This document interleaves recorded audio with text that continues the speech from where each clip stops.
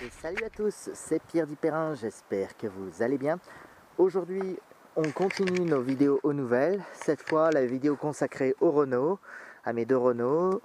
Donc, on commence comme d'hab, de la plus petite à la plus grosse, donc la Super 5, avec qui je continue toujours mon expérience éthanol. Et que j'espère bientôt conclure. Enfin, en tout cas, le jour où j'aurai fini l'expérience, je vous ferai une conclusion. Alors, quand je dis finir l'expérience, ça ne veut pas dire que je vais arrêter l'éthanol, hein. Ça veut juste dire que j'aurai trouvé les bons réglages ou les bonnes adaptations. Mais pour l'instant, je touche au but.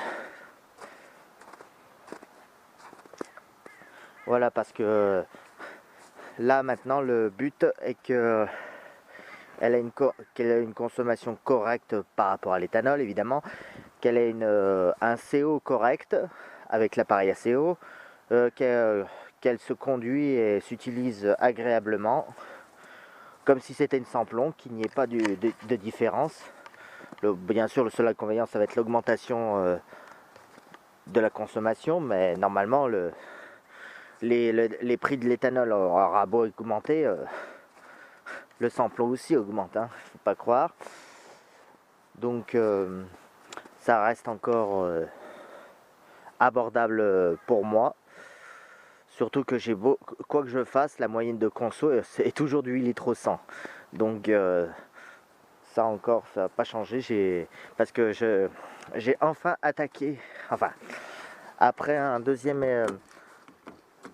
c'est vrai que la dernière fois que je vous en ai parlé, j'en étais encore à faire la richesse serrée à fond. Desserrée au maximum, pardon. Donc là, c'est plus le cas. Je suis même au contraire serré au maximum, surtout depuis que j'ai changé les gicleurs. Je vais peut-être vous enlever le filtre à air. Ouais, j'enlève le filtre à air et je vous reprends. Bon bah voilà, le bon vieux Solex 32 bis. Que du coup, comme les derniers tests n'étaient pas très concluants, enfin le test de la bougie, je suis passé à l'étape supérieure. C'est-à-dire ouverture du carburateur et remplacement de gicleur. Bon, alors, je dois vous avouer que j'en ai essayé plein et que je n'allais pas faire une vidéo à chaque fois. J'ai d'abord essayé le 125, le 135. Non, le 135, c'est celui qu'il y a actuellement. Parce que, et puis déjà, il y avait un petit souci, c'est que déjà, j'ai découvert qu'il n'y avait pas le bon gicleur principal à l'intérieur. Normalement, c'était du 117,5 et j'ai trouvé un gicleur de 120. Donc à mon avis, le carbu a déjà été trafiqué, sûrement pour gagner un tout petit peu de chevaux, même si à mon avis ça m'étonnerait que de passer de 117 à 120 ça gagne beaucoup. Et après, j'avais un bon régime, mais je n'avais de moins en moins un bon ralenti à force d'augmenter le gicleur principal. Mais j'ai vu sur un forum qui a fait la même expérience sur 3 types de moteurs TU. Qui remplaçait également le gicleur de ralenti. Alors le gicleur de ralenti, c'est... alors attendez, je vais vous faire montrer par exemple. Alors ça, c'est un gicleur principal. Donc voilà. Bon, 165, c'était beaucoup trop gros ça. Bah, c'est ça, perds-les-moi. On va les perdre. Voilà, c'est ces petits trucs. Quant au gicleur de ralenti, c'est cela. Ça ressemble à ça. Donc les ralentis, eux, sont toujours à l'extérieur en général. Ah, vous n'allez pas le voir, il est là. Il est là sous le tuyau là. Enfin bref, parce que si je le, parce que ça, comme l'éthanol est un carburant plutôt pauvre, il fallait enrichir le gicleur, pas seulement à l'accélération, mais aussi au ralenti. Et ouais, parce que c'est deux gicleurs différents qui gèrent ça, donc. Le gicleur principal, il faut ouvrir le carbu et aller au fond de la cuve. Il est au fond de la cuve. Quant au gicleur de ralenti, ouais, il est à l'extérieur. Alors, je suis passé du coup de 42 à 50 en gicleur de ralenti. Et c'est allé direct mieux. Et en plus, j'ai obtenu un meilleur CO grâce à ça. Donc, par contre, il a fallu que je serre la vis de richesse au maximum pour l'instant. Bon, après, pour l'instant, je suis en 135 principal et 50 en ralenti. Alors que d'origine, c'est 117,5, même si j'avais du 120, donc ça pouvait et 42 en ralenti à la base, enfin bref, excusez-moi si je me répète. Ouais, et du coup ça pouvait expliquer pourquoi en samplon 98 elle consommait autant. Enfin, il y avait ça et aussi que cette voiture n'avait pas de Calorstar, donc j'en ai remis un. Bon, par contre, putain, c'est vrai, il faut que j'y pense à ça, changer le bouchon d'huile là parce que il tient vraiment plus. Enfin, si il tient, mais il jointe vraiment plus. Faut que j'y pense à ça, le changer. Ou changer le joint si on peut, parce que c'est un bouchon d'origine, c'est dommage, mais bon. Putain, faut que je pense aussi à acheter un bouchon de secours. Ben voilà, donc finalement c'était pas si compliqué. Hein. On enlève les civis, on enlève le couvercle, même pas besoin d'enlever tous les tuyaux. Hein. On écarte, c'est tout. Faire juste attention, il fallait faire attention par contre au support du câble du starter et cette capsule à je ne sais quoi. Je sais pas à quoi elle sert cette capsule, à mon avis c'est un anti-cale, mais bon. À moins que ce soit un anti-étouffoir. Moi je dirais plus un anti-étouffoir qui en fait augmente l'accélération quand le starter est tiré trop fort. Mais bon, je suis pas sûr. Donc je ferai une conclusion plus tard sur ça. J'ai encore deux gicleurs 138 et 140 à tester parce que je pense que d'après les calculs que j'ai machinés, que 140 serait le meilleur gicleur. Mais bon. Prochainement aussi, enfin je crois que je me suis fait avoir par le fournisseur. J'ai acheté des graisseurs, enfin pas des graisseurs, des raccords avec vis de purge. Normalement pour réparer ces deux merdes là. Alors je voulais couper les tuyaux et mettre des raccords avec vis de purge à la place, mais je crois que le fournisseur à qui je les ai commandés m'a un peu oublié. Ou alors je me suis fait avoir comme un bleu. Ce sera pas la première fois, mais c'est pas grave. Grâce à eBay, on peut se faire rembourser si on reçoit pas le colis. Enfin voilà, donc bon, je vais remettre le filtre à air. Voilà, et du coup la Super 5 a pris du galion. Je m'en sers de plus en plus régulièrement pour aller au travail. Enfin, en général, je la prends 2 jours par semaine. Pareil, la 309 2 jours par semaine et la Renault seulement le vendredi. Enfin voilà. J'ai aussi récupéré le tuyau qu'il y avait là. Je l'ai mis à la place du récupérateur d'air chaud parce que le machin en carton s'est fait bouffer et il faut que je rachète un bout de tuyau. Dites-moi en commentaire si vous savez où je peux trouver ce genre de tuyau là parce que c'est plus pratique que ces saloperies en carton ou en qu'il y avait à l'origine. Juste après c'est pas si indispensable pour le mode été, mais pour le mode hiver il faut absolument qu'il y ait un tuyau parce que un Cléon qui n'a pas son tuyau d'air chaud, croyez-moi qu'il déconne, surtout à froid. Même si en plus là le réglage est manuel, mais bon. Enfin bref, et sinon à part ça, mécaniquement, elle va très bien. J'ai aussi changé la sonde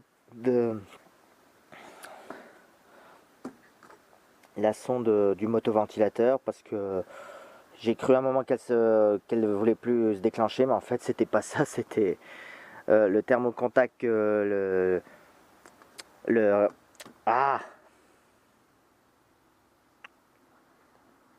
Calorstar que le proprio avait enlevé, il me l'avait remis, mais celui-ci à un moment a plus voulu s'ouvrir. Donc j'étais à 2 doigts de faire un joint de culasse parce que le voyant de chauffe s'est allumé et heureusement que mon machin de température me l'a averti un petit peu avant parce que de temps en temps j'ai fait des pauses, mais ça n'a pas empêché quand même la sonde de température de s'allumer, celui qui est censé dire trop tard. Mais pas de panique, aucun symptôme de jaune culasse n'est à déplorer. J'ai pas de l'huile dans l'eau, ni de l'eau dans l'huile. Enfin du refroidissement dans l'huile. Et l'échappement crache ni de l'huile, ni de l'eau, ni trop d'eau. Donc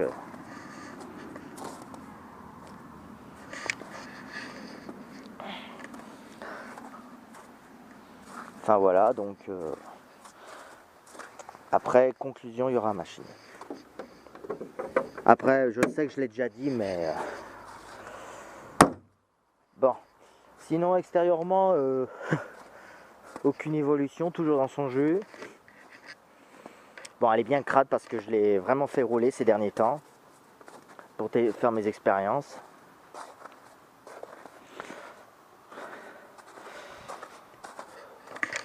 Je crois que ce pneu s'est encore dégonflé. Alors, je l'ai aussi équipé de pneus neige à l'avant. J'ai opté pour quoi, elle, déjà? Des Hankook. Ouais. En même temps, en 145 R13, il n'y avait plus grand chose. Hein.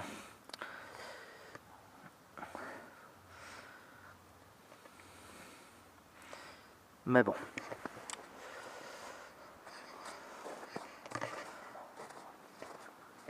Voilà. Toujours pas d'anti-brouillard. Je sais pas si ça se fera un jour, ça, mais... Surtout que j'ai dû changer les ampoules jaunes. Ceux de Mécatechnique n'ont pas duré. Enfin, surtout une n'a pas duré. Et surtout, un conseil, n'achetez pas les ampoules à Mécatechnique. Parce que, regardez à quoi elles ressemblent au bout de telle année, au bout de quelques temps d'utilisation.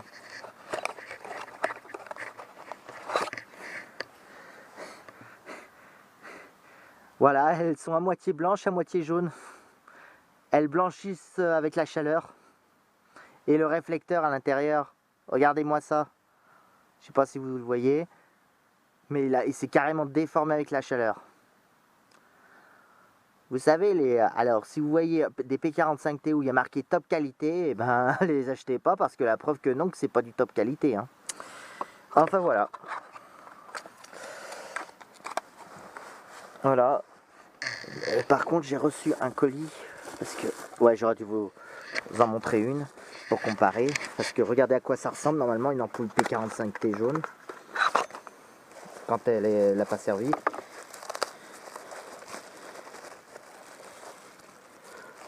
Oh, elles sont belles en plus celles-là. Voilà la différence.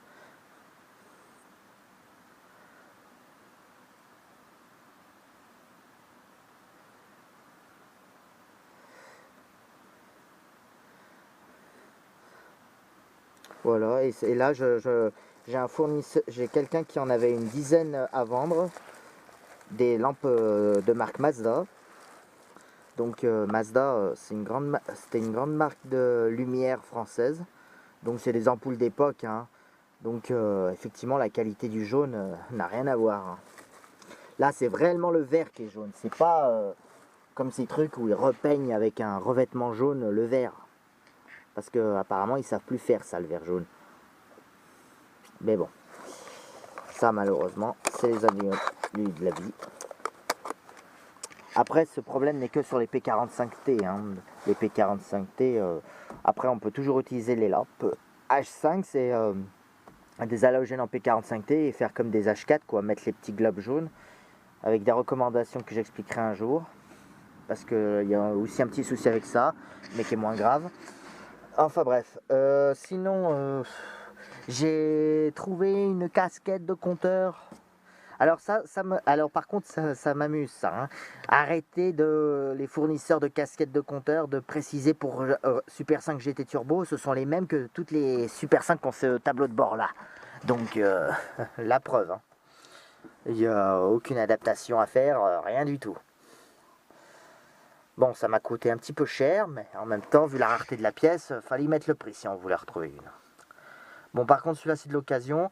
Quand j'étais à Eurexpo à Lyon, j'ai trouvé un fournisseur qui normalement devrait pas tarder à les refabriquer. Si ça intéresse, je vous donne voilà, le site internet yountimerclassic.com.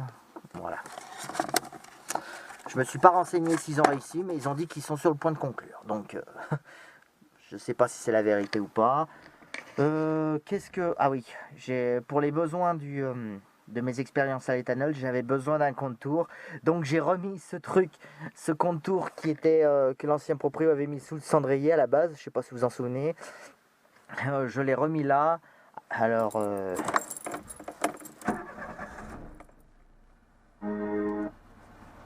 Alors si vous en... Voilà. Parce que c'était surtout pour régler le ralenti correctement. Et puis... alors, petite précision au sujet du contour, avant que vous me le mettez en commentaire. Non, je n'ai rien percé du tout, je n'ai rien collé du tout. Il est tout simplement coincé. En fait, j'ai passé les fils qui l'alimentent, il est juste coincé. M'étonnerait que vous allez voir, mais je l'ai juste coincé entre ces deux plastiques. J'ai à peine écarté cette partie, passé les fils, et j'ai passé un espèce de fil de cuivre 1,5 d'électricien, quoi, pour assez rigide. Je l'ai coincé aussi, et en tirant dessus depuis le cendrier, je l'ai en fait tout bêtement coincé.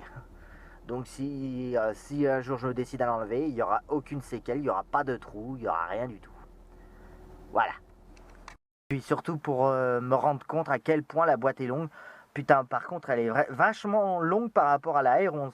Pour vous dire, la quatrième de la Super 5, la vitesse quatrième, c'est l'équivalent de la cinquième de la R11. Donc pour vous dire que j'ai vraiment une boîte longue. Pour vous donner une idée, à 110 km/h en cinquième, je suis à 2500 tours avec la Super 5, mais avec la R11, je suis à 1000 tours, à 3500 tours. Donc j'ai vraiment une boîte assez longue. Après, c'est peut-être parce que le 1200 est plus coupleux que le 1397. C'est le 1237 là, voilà. Le 1237 est plus coupleux que le 1397, sûrement. Je sais pas, il faudrait que je revoie les fiches techniques, mais... Enfin voilà, et je me suis remis ça juste pour voir les tours minutes, pour régler le ralenti. Mais je comprends maintenant pourquoi elle est silencieuse sur l'autoroute par rapport à la R11. Hein. C'est juste que en fait, la boîte est beaucoup plus longue. Mais bon, il me semble que le 1237 a un peu été conçu comme ça. Que la voiture a un petit moteur qui peut faire de l'autoroute sans faire trop hurler le moteur. Bon, voilà le tuyau en carton. C'est pas vraiment du carton, c'est de l'aluminium pourri. S'il y a du carton, regardez. Quand je disais que c'était en carton. C'est saloperie. Bref. Voilà, donc sinon à part ça... bon, je vous ai déjà dit que j'ai changé ça. J'ai juste changé la petite LED. Elle est verte maintenant. Par contre, c'est dommage, elle flash. Mais j'ai pas le choix parce que quand je mets moins puissant, je vois plus l'aiguille. Parce que c'est mal foutu ce petit mano. Il éclaire pas l'intérieur de l'aiguille comme un vrai compteur. Donc je suis obligé de laisser une LED puissante. Parce que c'est vrai que par rapport à l'horloge et le compteur, on voit plus. C'est un truc qui flashit. Même ce truc n'éclaire pas autant la nuit. Donc même le contour. Mais bon, c'est qu'un détail, hein, je m'y suis habitué. Hein. Enfin voilà, et sinon, je n'ai toujours pas cherché de panneau de porte.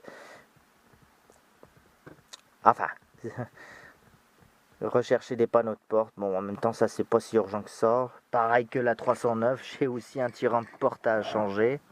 Ah, ouais, enfin bon. Ouais, enfin, elle est bien bouffée quand même, hein. Elle est bien attaquée. Par contre, je me demande si c'est les mêmes que les Peugeot. Enfin, le principe est le même. En tout cas, je me demande si les quarts des vis, c'est les mêmes. Dites-le moi en commentaire si vous le savez, les tirants de porte, si c'est les mêmes que Peugeot ou pas. Après, il y a peut-être une différence. C'est même pas un chasse-goupille, ça. C'est quoi? C'est même pas une goupille, c'est quoi ce truc? Enfin, je sais pas ce qu'il a mis, mais à mon avis, c'est pas d'origine. Hein. La portière a peut-être été démontée une fois. Je sais pas. Ça, c'est le fil du haut-parleur qui sera sûrement supprimé parce que je l'ai désactivé. Enfin, j'ai programmé la radio pour que ça marche plus à l'avant. Parce que celui-là, au bout d'un moment, a fini par ne plus marcher. L'autre, bizarrement, qui n'a plus de grille ni de son booster, là, marche encore, mais bon, je l'ai désactivé. Je m'habitue très bien finalement aux deux petits haut-parleurs qu'il y a derrière, donc enfin voilà, je m'y suis fait. Ce compteur marche toujours très bien, 106 194. J'ai fait... Putain, j'ai déjà fait 3000 km avec l'éthanol. Enfin, pas tout à fait 3000, mais... Ouais, pas loin. Mais ouais, ok. Et pour l'instant, ce Cléon Fonte le supporte très bien.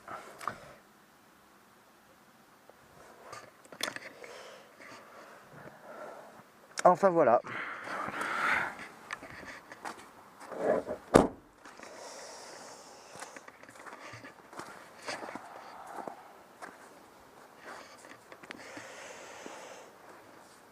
Voilà, donc je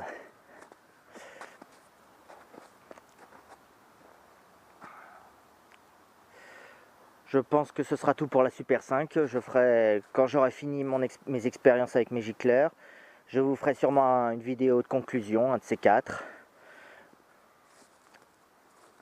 Je ne sais pas encore pour quand. Je dois en recevoir encore 2 autres gicleurs, donc que je dois après tester. Après refaire les mesures, faire des roulés pour voir l'état de la bougie après. Mais ça y est, la bougie, depuis que j'ai changé les gicleurs, elles sont redevenues marron. Donc ça c'est bon signe. Après j'ai encore quelques petits trous, donc c'est pour ça que je teste encore. Je dois encore tester le 138 et le 140. Je pense que on m'a conseillé le 152, mais on m'a prêté un jour un 150, mais 150 c'était beaucoup trop riche. J'avais des trous à haut régime, donc beaucoup trop riche. Donc c'était sûrement entre 120 et 150 qu'il fallait, et à mon avis, on ne doit pas être bien loin de la vérité, du bon gicleur. Enfin voilà, donc je vous tiendrai au courant.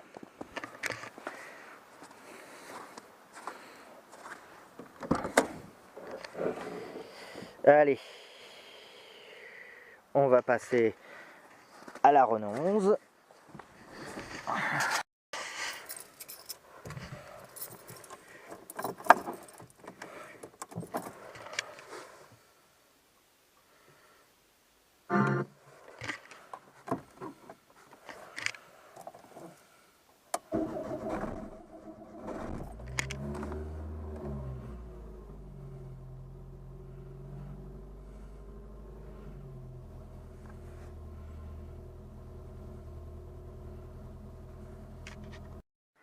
Et voilà, ici la Renault 11.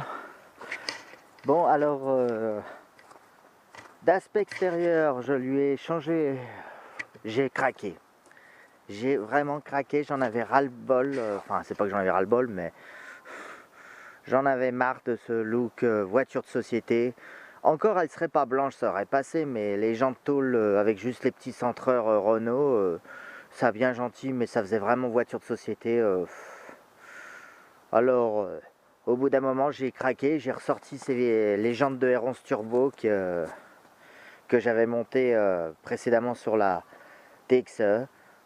Enfin, il y en a que 3 qui étaient sur la TXE, parce que la quatrième, elle s'est carrément mangée, elle s'est carrément fait écraser par le choc. Il n'y a que l'arrière droite qui provenait pas de la TXE. Ça se voit, il est un petit peu, à peine plus abîmé que les 3 autres, mais bon. Enfin voilà.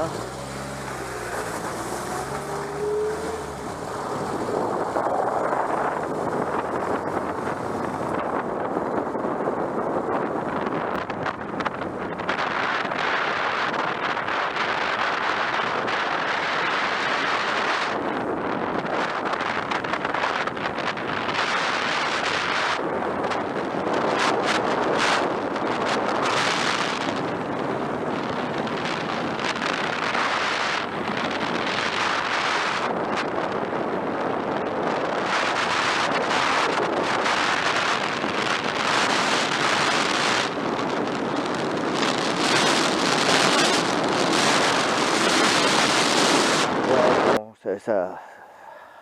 au moins elle perd son côté voiture de société. Comme ça, si seulement elle serait pas blanche, quoi, j'aurais gardé ces roues. Bon, et malheureusement, je devrais même pas les avoir là parce que c'est la seule où j'ai pas osé, que j'ai pas remis ces pneus neige parce que j'ai investi dans les pneus neige l'année dernière avec des jantes tôle 13 pouces du coup. Et du coup, comme je venais de les monter, j'ai pas voulu les repasser. Alors du coup, c'est pour ça qu'en ce moment, je m'en sers, j'évite de m'en servir. Je suis obligé quand même de la faire tourner une fois par semaine au moins pour pas qu'elle stationne trop longtemps au même endroit. Mais bon, voilà. Même si en juin, je vais devoir les mettre ces pneus en tôle parce que son contrôle technique expire en 2020, en juin 2023. Donc voilà. Donc cette année, ouais, j'aurai la 2 chevaux et la Renault 11 à passer au contrôle technique. L'année prochaine, j'en aurai 3. J'aurai la 309 en janvier et la Super 5 Labix, je sais plus leur date, mais je sais que c'est l'année prochaine. Enfin voilà. Ouais, et je disais, il va falloir que je remette passe aux jantes tôle parce que vous savez que la restriction veut qu'on monte les pneus, taille de pneus recommandée. Or, moi, si je me suis décidé à remonter ces jantes, c'est parce que j'ai découvert qu'on pouvait mettre du 155 sur ces jantes. On n'était pas obligé de monter impérativement du 186. Non, 175, excusez-moi. Donc, quand j'ai découvert qu'on pouvait monter du 155 R14, eh ben, j'ai pas hésité. Bon, j'ai opté pour du Continental, bon, en pneu été. Me dites-vous pourquoi tu n'as pas investi dans des pneus neige, dans des pneus 4 saisons? Ben, tout simplement parce que j'ai investi dans les pneus neige l'année dernière, donc je voulais pas que ce soit pour rien.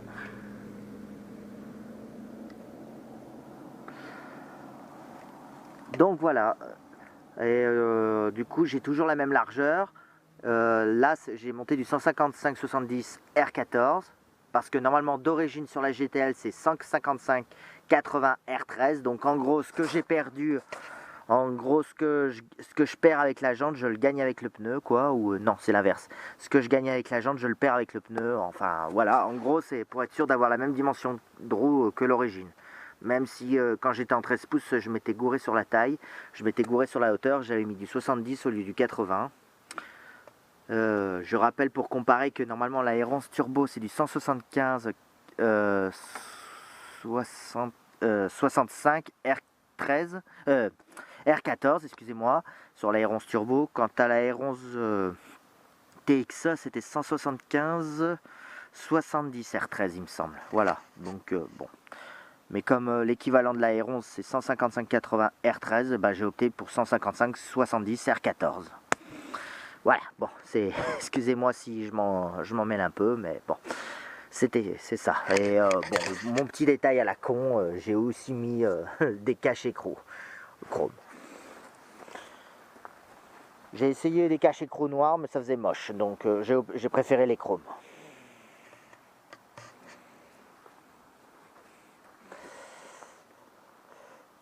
Voilà, donc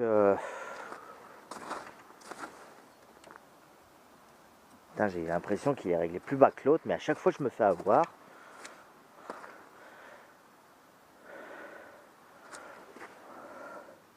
Ouais.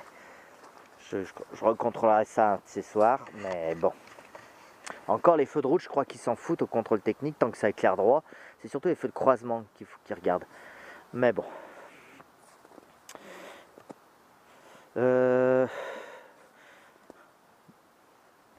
Donc voilà pour l'extérieur, hein. Sinon à part ça de l'extérieur, j'ai beau rouler avec des barres de toit, j'ai toujours une conso de moyenne de 6 litres 800 donc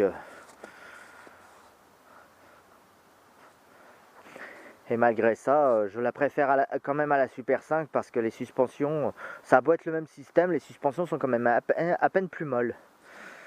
Enfin, je trouve que j'ai un peu plus de confort avec en R11 qu'en Super 5. Après, non plus, c'est que mon avis personnel. Bon, alors j'ai aussi craqué pour l'intérieur. Comme J'avais la Super 5 est, est censée être plus bas de gamme. Je lui ai remis, enfin je l'ai un petit peu enjolivé de quelques accessoires supplémentaires. Donc j'ai remis son horloge digitale. Normalement il n'y a jamais eu d'analogique sur la R11. Hein. Il y en a eu sur la R9 mais jamais sur la R11. Mais enfin voilà. Je lui ai mis un lecteur de cartes, j'en avais un. J'ai récupéré parce que si je veux, je peux me mettre aussi les deux plafonniers à l'arrière et les ceintures à enrouleur à l'arrière. Mais bon, là où je suis dégoûté, c'est que j'aurais pu récupérer des sièges de TXE, je l'ai pas fait. Mais bon, faut pas trop non plus lui en demander. Ça reste quand même qu'une GTL, donc je ne vais pas non plus lui mettre les vitres électriques, la fermeture centralisée. Parti comme c'est parti, mais bon. C'est que des bricoles, ça reste... il faut rester un petit peu sobre quand même.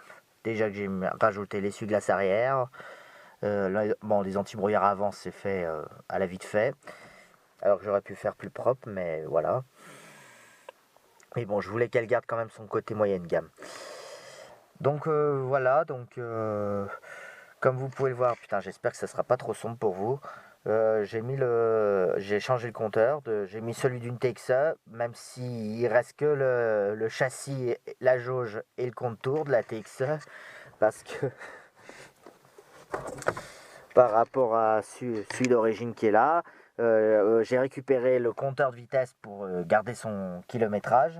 Même si elle n'avait pas perdu grand chose, parce que 122 000 et quelques, c'est à peu près ce qu'elle affichait au moment où je l'ai changé. Mais j'ai dit, allez, c'est bon, je vais changer quand même, c'est pas grave. Enfin voilà. Et après, plus tard, il a fallu que je récupère la jauge température et la jauge de niveau d'huile. Parce que la jauge température ne voulait jamais dépasser le premier trait. Et il fallait taper sur le compteur pour qu'il y ait quelque chose qui coinçait. Je n'ai jamais trop réussi à trouver ce que c'était.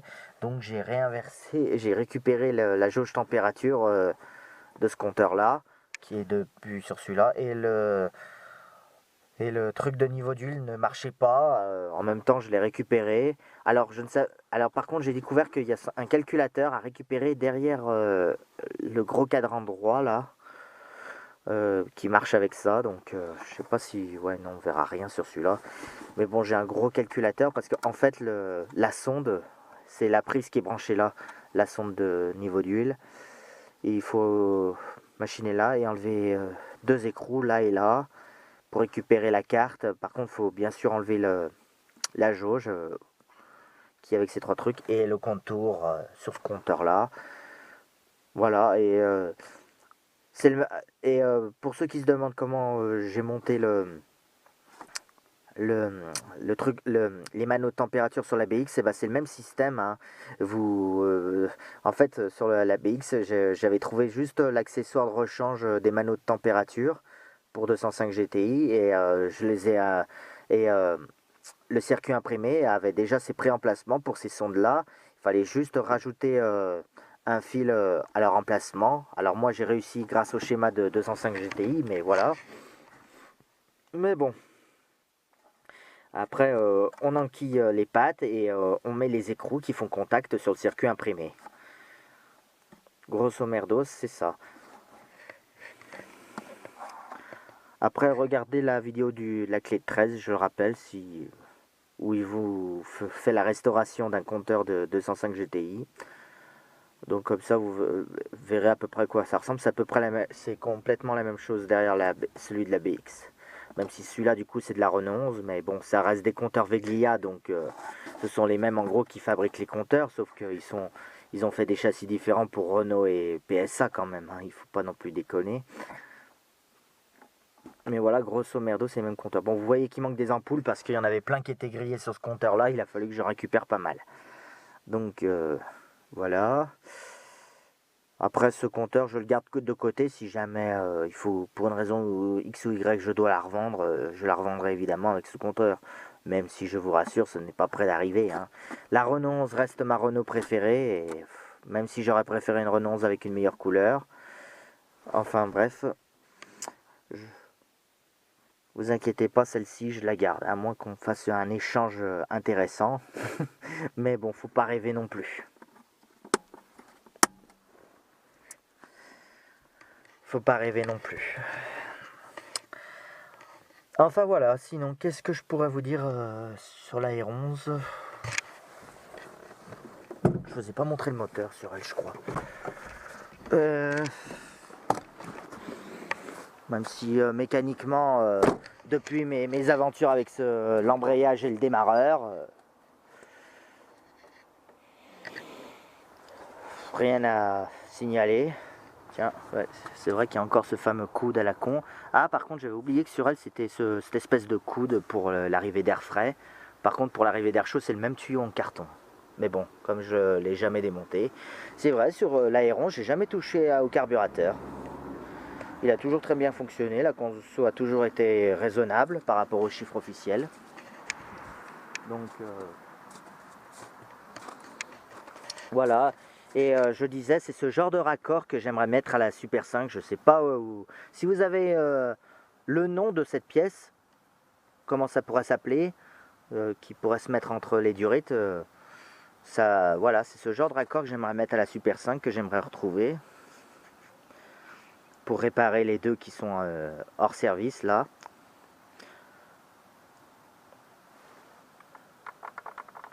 Ah, pourtant il bouge pareil, mais il fuit pas plus, quoi que si, un peu quand même. Ouais. Enfin bref.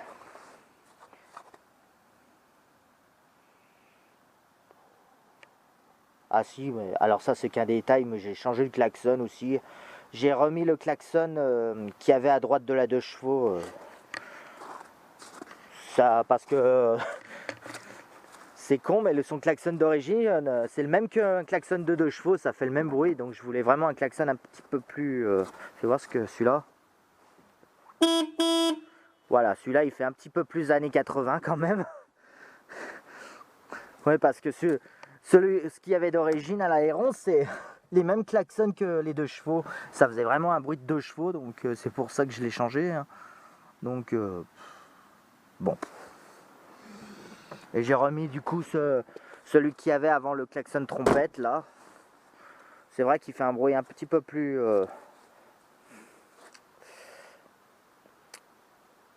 un petit peu plus agressif, même si c'est le même ton, mais un peu en plus agressif, quoi, en fait.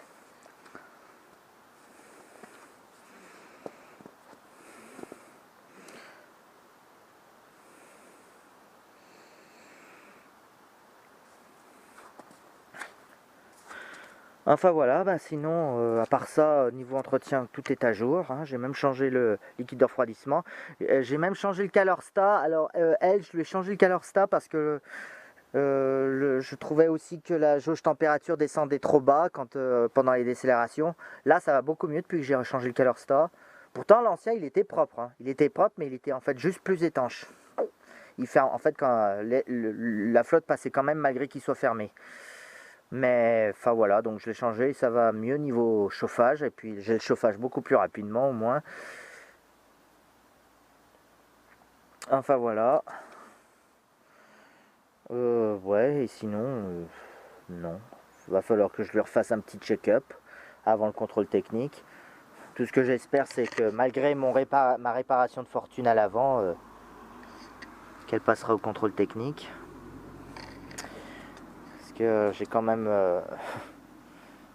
ouais, je l'ai vraiment pas fait dans les règles, hein, mais bon.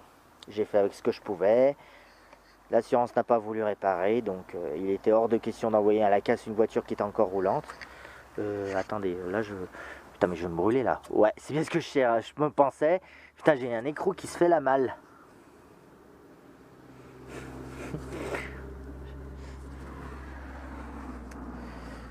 Sur le collecteur d'échappement ou d'admission, je sais même pas lequel c'est celui-là. Ouais, j'ai intérêt à le resserrer, un de ces quatre. Faut que j'y pense d'ailleurs. Bon. Ouais, et c'est vrai que par rapport à la Renault, à la Super 5, ça a beau être les mêmes moteurs, sauf que, bon, je rappelle, celui-là c'est un 1397 et l'autre c'est un 1237 cm3. Celui-là c'est le C1J, si je dis pas de bêtises, et l'autre, je sais même plus son code d'identification à l'autre. Enfin bref, et par contre associé à une boîte courte, puisque la 5e de la R11 est l'équivalent de la 4e de la Super 5, quoi. les 3500 tours à 110, les 110 km/h à 3500 tours. Je l'ai en 5e avec la R11 et en 4e avec la Super 5. Donc, pour vous dire la différence, quoi. Mais bon, par contre, la boîte courte est plus agréable sur route de campagne. Voilà. C'est un peu comme la 309 et la 405 qui ont toutes les deux aussi des boîtes de vitesse étagées différemment. Mais voilà. Et moi qui conduis plutôt à bas régime, je préfère plutôt la boîte courte. Sauf sur l'autoroute, il n'y a que sur l'autoroute que la boîte longue est plus agréable. Mais bon.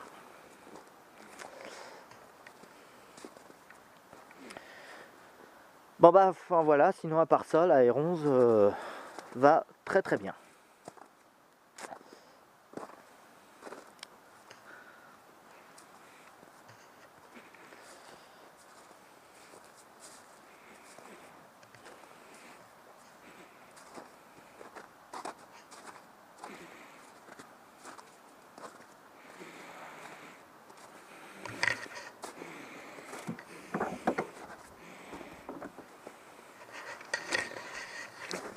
Allez, bon bah je vais conclure cette vidéo là-dessus. Donc